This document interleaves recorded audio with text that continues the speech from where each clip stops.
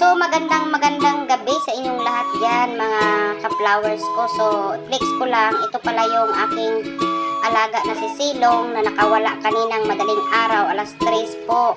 Alas 2 ata siya nakawala, mga isang oras na po siya doon sa kapitbahay namin, sa bubong ng kapitbahay namin. So, ayan, si Silong yung maraming puti sa katawan, ayan po siya. Katabi sila ni Manuling, pero minsan hindi sila magkasundo kasi nga si Manuling ay binabakla niya yung si Silong. Ito kasi Silong baklain yan, guys, no? So, hindi rin siya pumapatol na mga ngaway, hindi din siya mangaway kay Silong kasi tandang-tanda niya pa yan si Silong. Ay, kanya pa yung binibibibibi dati, nung maliit pa yan, dyan yan lagi nakayap sa kanya pag matutulog sila. Mapagmahal kasi to si Silong sa mga kapwa niya, kaya hindi siya pala away. Yan si Manuling laging irritable kasi akala niya babae si Silong, kaya lagi niyang amoy-amoyin. Ayan, tapos pag amoy-amoyin magagalit siya. Pag magalit si Silong, magalit din siya. Ayan. So hindi natin masisisi kasi si Manuling ay din sa gusto niya rin sanang may mag-asawa, kaso lang ayaw ko na kasi dadami din sila, kaya manatili lang silang binata. No, ayan, hindi siya mapakali.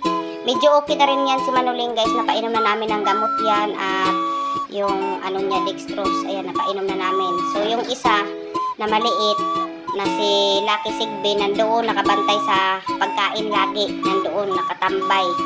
Yan nakita ako, tumatakbo na yan umilaw na ang mata. Ayan si Lucky Sigby laging nakabantay sa pagkain niya. So yan po ang aking update sa aking mga alaga ngayon.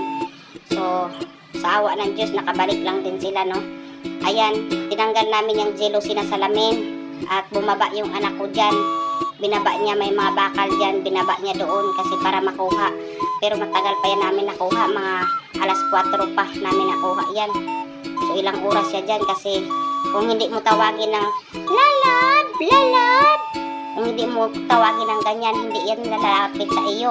Kaya tawag na tawag kami na lalab, lalab. Ayun, nung tinatawag namin na ganyan, kahit papaano, alam niya kasi nalalab siya. Ayun, bumalik. Pero kinuha pa ng anak ko doon dahil hindi niya na alam paakyat kasi nga may pilayan siya sa paa Ewan ko doon sa taas, bunalan siguro yung paa niya doon kasi imposible naman, wala namang sugat yan na maga lang. Kahit papaano, hinilot-hilot ko na yan, medyo na okay na nakapagpahinga siya. So, yung mga hindi ko pa nai-engage sa iba dyan, so hinay-hinay na ako, dahan-dahan na ako sa pag-engage ngayon, no? So nag-review ako ng mga lumang post ko ngayon at binalikan ko naman yung iba bukas uli.